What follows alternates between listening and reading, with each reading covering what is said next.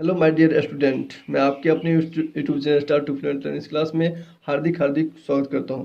दोस्त, आज का क्लास उन साथियों के लिए है जो क्लास 9th में पढ़ते हैं तथा बिहार बोर्ड से संबंध रखते हैं। और बिहार बोर्ड से ही ये क्लास 9 का बुक है पनोरमा पार्ट 1। और इसमें हम लोग आज देखने वाले हैं पहली सबसे प्रथम चैप्टर। और जो भी व्यूवर्स हैं वो अच्छी तरह से समझें कि इस यहाँ से आपको जो है सारी क्लास की मतलब कि ट्रांसलेट और क्वेश्चन आंसर सारा चीज़ मिलने वाले हैं यहाँ से। तो हम लोग चलते हैं ज़्यादा बातें ना करते हुए टॉपिक की। टॉपिक का नाम है धर्म युद्ध। तो धर्म युद्ध जो है इसका नाम क्यों पड़ा, सबसे पहले ये जानेंगे। और इसको धर्म युद्ध बोला जाता है क्योंकि ये राजस्थानी राजस्थानी लिटरेचर राजस्थानी राइटर के द्वारा लिखा गया है और इसलिए इसको धर्म युद्ध बोला जाता है। और हम जानेंगे धर्म युद्ध इसको नाम क्यों पड़ा। तो सबसे पहले हम लोग इसके बारे में ही चलिए जानते हैं। तो इसमें जो हम कहेंगे कि इस नाटक की जो है मुख्य पात्र पद्मा है, जिसे बचपन में लड़की होने के कारण स्कूल जाने का सौभाग्य प्राप्त नहीं हुआ। घर पर ही पढ़कर किताब पढ़ना सीखी और रामायण और महाभारत जैसे धार्मिक ग्रंथों को पढ़ी। उसमें धीरे धीरे ज्ञान विकसित हुआ और समाज में औरत के प्रति रूढ़िवादी नज़रिया को देखकर उसके मन में जो सवाल उठे उसे वह अपने पापा, माता और शिक्षक से बात संवाद करने लगती है। जो आप नाटक में सुनेंगे कि यह एक युद्ध के रूप में थी। चूँकि पद्मा की यह लड़ाई समूचे औरत जाति के लिए थी, इसलिए इस नाटक का नाम धर्म युद्ध पड़ा। तो चलिए जानते हैं इस धर्म युद्ध। सबसे पहले ये दो पार्ट में बटा हुआ है। सबसे पहला पार्ट में लेखक के बारे में है और दूसरे पार्ट में हम लोग इस कहानी नाटक की ओर चलेंगे।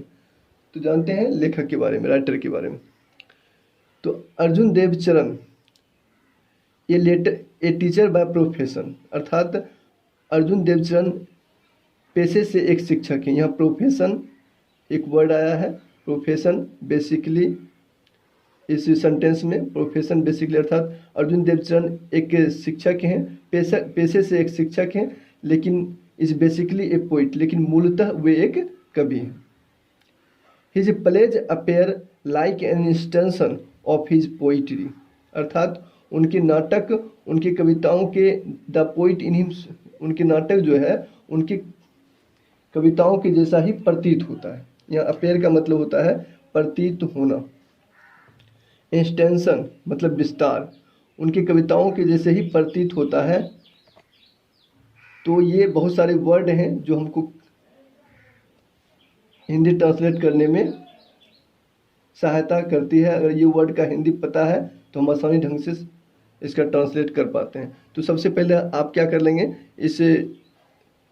इसका जो है ये हिंदी शब्द जो है इसको आप नोट कर लेंगे और आप सामने में रखेंगे। तो होगा क्या कि जब हम पढ़ेंगे, अगर आप भी इसको देखेंगे रख करके, तो आपको क्या होगा कि ये सारे वर्ड आपको आसानी पूर्वक याद हो जाएगी और याद रहेगी भी और कहानी भी आपको समझ में आएगी। चलिए इस वर्ड को एक बार देख लेते हैं और आप इसको नोट भी कर लेंगे। तो इस प्रकार से ये वर्ड है, वर्ड ऑफ दिस चैप्टर लिखा हुआ है यहाँ पे। आप इसको यहाँ से क्या करेंगे, इसको स्क्रीनशॉट ले सकते हैं या फिर आप जो है इसको नोट कर लेंगे रोक करके। तो इस प्रकार से ये सारे वर्ड है, आप देख सकते हैं। चलिए इसी प्रकार से आगे है, आगे के पेज से आप इसको पोज कर लेंगे। ठीक, इसमें आप देख रहे हैं रेदर है, इंडिफरेंटली है, रिलेटिव सर्किल से है, मिंट है, सेमेस्ट्रे है। इस जितने भी वर्ड आपको दिख रहे हैं इस सब वर्ड को आप क्या कर लेंगे, स्क्रीनशॉट कर लेंगे या फिर आप रोक करके लिख सकते हैं। तो इसमें बहुत सारे वर्ड हैं, यानी कि जितना भी वर्ड था कहानी में हमने सारे को लिया है। जिस वर्ड को जो वर्ड छूट गया होगा आप कमेंट करके भी पूछ सकते हैं, कोई दिक्कत की बात नहीं है। आप पूछ लेंगे, हम आपको रिप्लाई कर देंगे। वहाँ पे जो छूट गई होगी वो आप पूछ सकते हैं। तो इस प्रकार से इसको आप स्क्रीनशॉट कर लेंगे और सारे वर्ड यहाँ पर हम दे रखे हैं। चलिए इस प्रकार से अगले पेज का ये वर्ड हो गया आपका, जिसमें वांटन है, इमोरल है, ह्यूमन रेस है।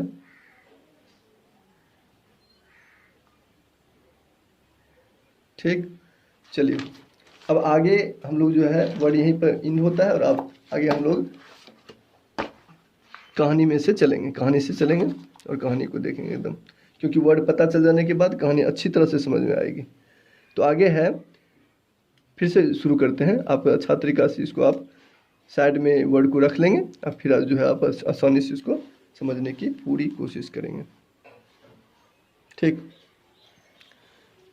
तो यहाँ पर फिर से हम शुरू कर रहे हैं, आप ध्यान से समझेंगे। Arjun Devcharan a teacher by profession, अर्थात अर्जुन देवचरण पेशे से एक शिक्षक हैं। इज बेसिकली ए पोइट, लेकिन वो मूलतः एक कवि हैं। His plays appear like an extension of his poetry, अर्थात उनके नाटक जो है उनकी कविताओं के संग्रह जैसा ही प्रतीत होता है, पोइट्री जैसा ही प्रतीत होता है। The poet in him shows, कवि के अंदर जो गुण है, थ्रू हिज शॉर्ट, कवि के अंदर जो गुण है वह दिखाता है कि through his short crisp and pithy lines and the song of the chorus in his plays, उनके नाटक में कवि के अंदर जो गुण है वह दिखाता है कि उनके नाटक में जो लाइन्स है वो शॉर्ट है, छोटी है, स्पष्ट, और लेकिन क्या है, सारगर्भित है, पीथी है, अर्थात सारपूर्ण है। तो ये इनके अंदर जो है गुण वो यह दिखाता है। तो चलिए जानते हैं आगे। और तो आगे है कि यहाँ से अब चलेंगे। His first book of Rajasthani plays published in the late 70s, अर्थात उनकी पहली पुस्तक जो है राजस्थानी नाटक की उनकी पहली पुस्तक लेट 70s 17वीं शताब्दी में पब्लिश्ड प्रकाशित हुई थी। Received rather indifferently in the Rajasthani literary circles, जो कि साहित्यिक क्षेत्र में उनका उस प्रकार से भाव, रादर इंडिफरेंटली, उदासीनता पूर्वक भाव मिला, उतना उस प्रकार से भाव नहीं मिला जिस प्रकार से मिलना चाहिए था जब उनका पुस्तक प्रकाशित हुआ था। जिस प्रकार ये लिखे थे उतना उसको भाव नहीं मिला। टिल दैट टाइम, आगे बता रहे हैं यहाँ पे, टिल दैट टाइम क्यों नहीं मिला? Till that time drama in Rajasthani had mint either some stay, अर्थात उस समय तक का जो नाटक होता था Rajasthani and had mint, Rajasthan में जो नाटक होता था उस समय, तो मिंट आइदर सम स्टे, दो प्रकार के अर्थ निकलता था। आइदर का मतलब दो प्रकार के अर्थ निकलता था। एक तो होता था some stay one act plays on social issues, अर्थात सामाजिक मुद्दे पर एकांकी नाटक हुआ करता था। भटकता हो या आवारा कह सकते हैं। सम स्टे का मतलब कुछ भटकता हुआ एकांकी नाटक जो कि सामाजिक मुद्दे पर होता था, जैसे कि जैसे विडो रिमैरेज, विधवा पुनर्विवाह, ये होता था इस प्रकार का नाटक। डॉरी, दहेज प्रथा पर, एक्सेट्रा इत्यादि। और the folk plays based on historical and mythological, ठीक है।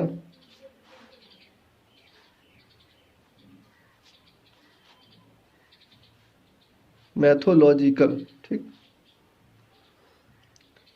हिस्टोरिकल एंड मैथोलॉजिकल अर्थात ऐतिहासिक और पौराणिक लोक नाटक पर आधारित होता था। बेस्ड का मतलब आधारित होता था। ए फुल लेंथ प्ले अर्थात एक लंबे नाटक ऑन ए कंटेम्प्रोरी थीम, समकालीन विषय वस्तु पर एक लंबे नाटक। वाज बियॉन्ड कंजक्चर, अर्थात एक लंबे नाटक समकालीन विषय वस्तु पर, कंजक्चर का मतलब होता है कल्पना से परे, कल्पना से परे था।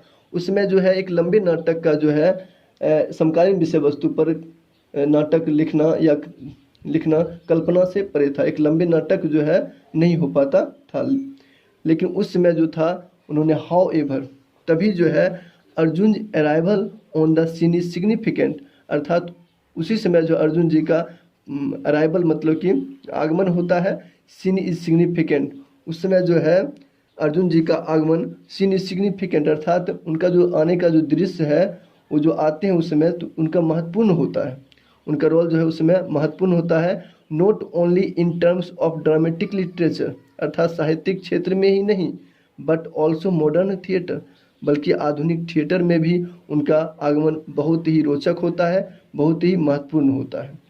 आगे है कि अर्जुन देव्स प्लेज इंक्लूड, अर्जुन अर्जुन देव का नाटक कुछ शामिल यहाँ पर किया गया है, कुछ यहाँ पर दिया गया है। जैसे है 2 नाटक, आजरा, ग्वारी एंड शंकारियो, बोलमारी, मछली की टकपानी, धर्मयुद्ध जो कि अभी हम लोग पढ़ रहे हैं, एंड मुक्ति गाथा।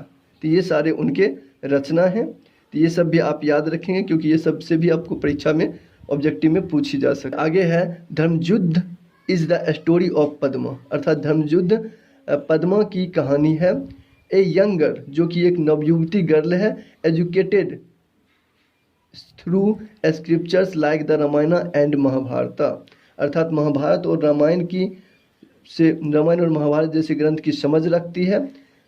शी फील्स एग्रीव्ड, वह अपने आप को प्रीत महसूस करती है। एंड एजिटेटेड, और क्रोधित भी होती है। By the uncharitably orthodox attitude of the society towards women, अर्थात अनचैरिटेबली ऑर्थोडॉक्स, यहाँ पर नोट कर लेंगे आप, और एटीट्यूड सब लिखा जा चुका था वर्ड में। अनैतिक, ऑर्थोडॉक्स मतलब रूढ़िवादी व्यवहार, एटीट्यूड मतलब नज़रिया, अर्थात समाज में जो औरत के प्रति जो है ये रूढ़िवादी व्यवहार है, इसको देख करके वह अपने आप को पीड़ित महसूस करती है, क्रोधित महसूस करती है। उसी के बारे में आगे कहा जा रहा है, सी रिपीटेडली, वह बार बार क्वेश्चंस हर पेरेंट्स, अपने पेरेंट्स से, माता पिता से प्रश्न पूछती है, हर टीचर, और अपने शिक्षक से भी प्रश्न पूछती है, about the rights and the identity of a women, अर्थात औरत की पहचान और अधिकार के बारे में, औरत की पहचान और अधिकार के बारे में क्वेश्चन पूछती है। And ask them whether her identity is subject to her marriage, and और फिर वह पूछती है क्या औरत की जो पहचान क्या शादी से ही संबंधित है। इस प्रकार की प्रश्न जो है वो पूछती है इस कहानी में, और आगे हम लोग इस कहानी में देखेंगे, इस नाटक में हम लोग सुनेंगे, समझेंगे। ठीक है, तो यहाँ तक जो था यह अर्जुन देवचंद जी के बारे में था, जिन्होंने ये धर्मयुद्ध नामक नाटक लिखे हैं। आगे इसी पर आधारित 2 प्रश्न हैं, उसको भी चलिए साथ ही साथ हम लोग कर लेते हैं।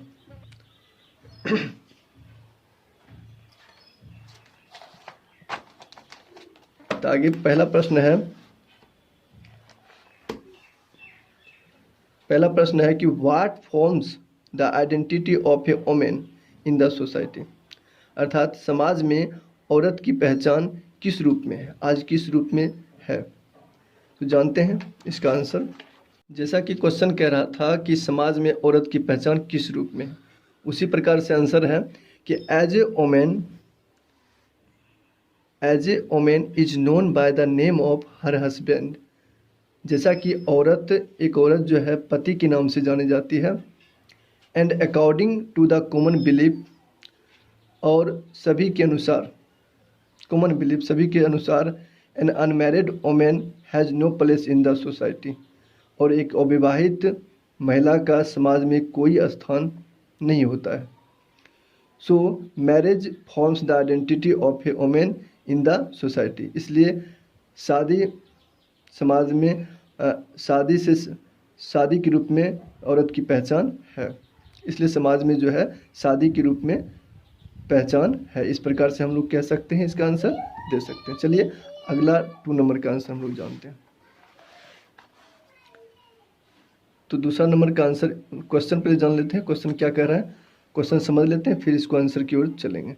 क्वेश्चन है कि how is marriage related to the identity of a women, अर्थात एक औरत की पहचान शादी से संबंधित है कैसे। तो चलिए इसके आंसर को देखते हैं। तो आंसर इस प्रकार से है, एज वी नो डैट, जैसा कि हम लोग जानते हैं, after marriage a girl gets new name, शादी के बाद जो है लड़की एक नए नाम से जानी जाती है। The name of her husband, जो कि उनके पति का नाम होता है। She is recognised by her new name in the society, वह उसी नाम से वह समाज में उसी नाम से उसको सभी लोग पहचानता है और जानता है, रिकॉग्नाइज्ड करता है। Our society marriage is very important. हमारे समाज में शादी महत्वपूर्ण मानी जाती है। In forming the identity of a women, औरत की पहचान को इनफॉर्मिंग करने में, बनाने में। चलिए तो आगे है so marriage related to the identity of a women, इसलिए शादी, औरत की पहचान शादी से संबंधित है। इस तरह से हम कह सकते हैं कि शादी से संबंधित है क्या, औरत की पहचान। चलिए तो हम लोग नाटक की ओर चलते हैं जिसका नाम है धर्म युद्ध। तो इसमें सबसे पहले पद्मा का रोल आता है। पद्मा कहती है, तो अब जो है यहाँ से पद्मा माँ और उसके, आप देख रहे हैं यहाँ पे उसके पापा और जो भी हैं बात संवाद होगा। और इस नाटक में जो है हम अगले पार्ट में फिलहाल देखेंगे, क्योंकि इस पार्ट में थोड़ा बड़ा हो रहा है तो इसको अच्छी तरह से, क्योंकि ये नाटक जो बहुत ही अच्छा है, समझने बूझने के लिए रोचक कहानी है, तो इसको हम लोग अगले पार्ट में समझने के लिए लाएंगे। क्योंकि जब तक हम इस कहानी को, नाटक को नहीं समझते हैं तब तक इसके क्वेश्चन आंसर को हम नहीं समझ पाएंगे। इसलिए जो है इसको हम दूसरे पार्ट में लाएंगे। चलिए इसी के साथ हम अपनी वाणी को यहीं पर बेंड अप करते हैं। So thank you very much, all the best, have a nice day.